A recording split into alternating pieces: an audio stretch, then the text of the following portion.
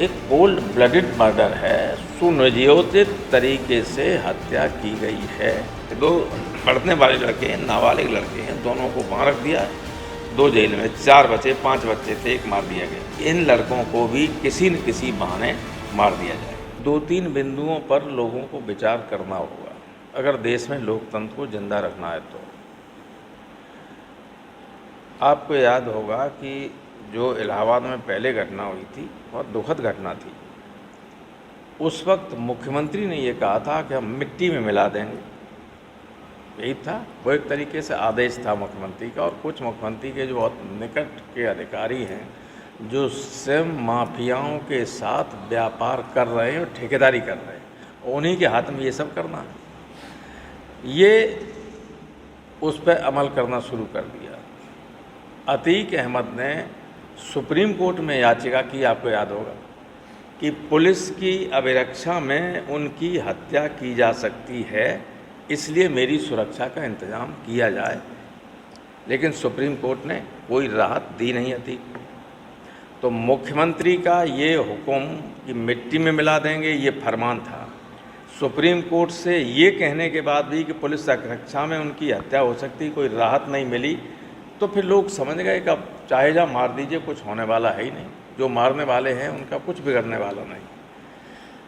और इसलिए तीसरी बात ये कि कभी आपने देखा कि कोई व्यक्ति कचहरी पे पेश होने को आया हो, उसको रात के 10 बजे मेडिकल चेकअप के लिए ले जाया जाए? और इतनी सेंसिटिव मामला था कि सैकड़ों पुष्प जिस दिन अतीक अहमद को लाया गया और उनके भाई को लाया गया, बरेली से उन्हें लाया गया साबरमती से, तो हजारों पुलिस की ड्यूटी पे लगी हुई थी। उस व्यक्ति को, उन दोनों व्यक्तियों को हथकड़ी लगी हुई थी। हथकड़ी की डोर किसके हाथ में थी? पुलिस के थी। कहीं भाग भी नहीं सकते, कहीं हाथ नहीं हिला सकते। तो सीधे ये एक कोल्ड ब्लडेड मर्डर है, सुनियोजित तरीके से हत्या की गई है। और जब भी और आज भी अगर जांच करने वाली एजेंसी सही होगी तो बड़े बड़े लोग इसमें फंस जाएंगे। भाई, किसी व्यक्ति को पकड़ के मारना हत्या है सीधे। इनकाउंटर में सीधे गोली चले आपसे, क्या आप तो गए होंगे, आपके चैनलों के लोग गए होंगे झांसी, जहाँ इनकाउंटर हुआ है। इनकाउंटर था वो। हमने झांसी के 50 लोगों से पूछा, उन्होंने कहा कुछ नहीं था, पुलिस वाले शोर मचाने लगे और गोली चलाने लगे।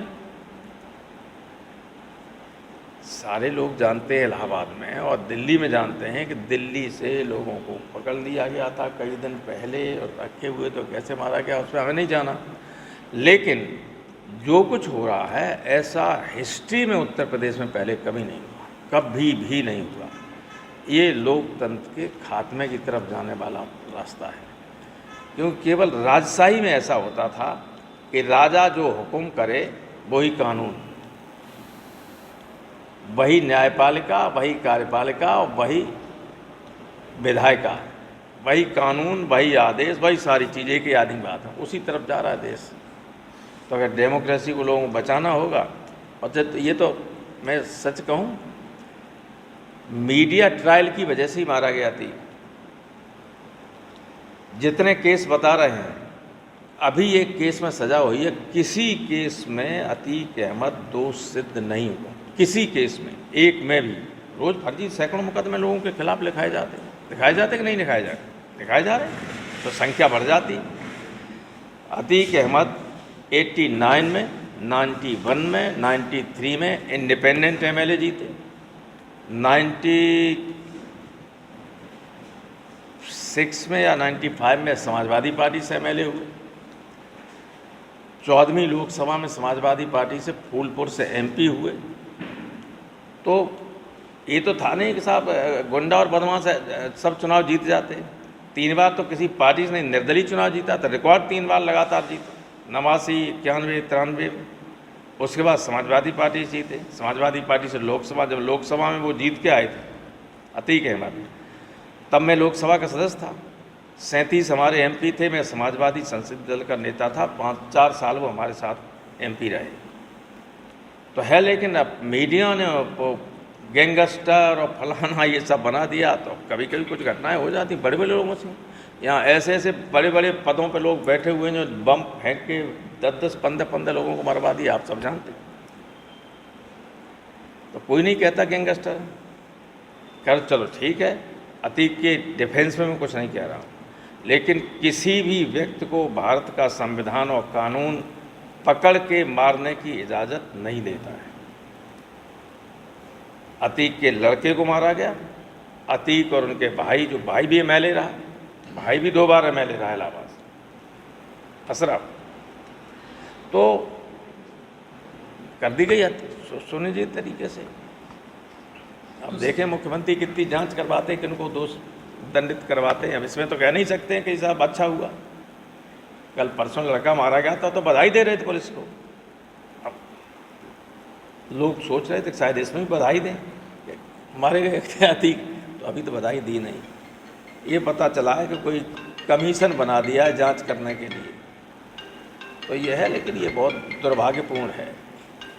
बड़े से बड़े अपराधी को पकड़ के, गवर्नमेंट का काम ये होता है कानून व्यवस्था अगर सही है तो उसको दंडित करे, फांसी पर लटकाए कोर्ट के जरिए, लेकिन व्यक्ति को, पुलिस को या किसी को ये अधिकार नहीं कि पकड़ के मार दे। सर, जिस तरह बयान आया था कि मिट्टी को मिला देंगे, तो क्या पूरी तरह से सुनियोजित कार्यक्रम था ये सरकार की तरफ से? तो इसमें भी कोई पूछने की बात है? सुनियोजित नहीं है तो ऐसे मार दिया जाता है कोई?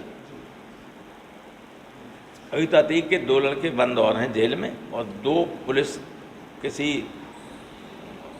जिसमें रख दिए जाते हैं अनाथालय जैसे, उसमें रख दिए, सुरक्षा की दृष्टि से कह रहे। 2 पढ़ने वाले लड़के हैं, नाबालिग लड़के हैं, दोनों को वहाँ रख दिया है, 2 जेल में। 4 बचे, 5 बच्चे थे, 1 मार दिया गया। तो इलाहाबाद के लोगों का जो कहना है हमसे, उनका ये कहना है कि यहाँ चर्चा, ये इलाहाबाद में चर्चा ये है कि इन लड़कों को भी किसी न किसी बहाने मार दिया जाए।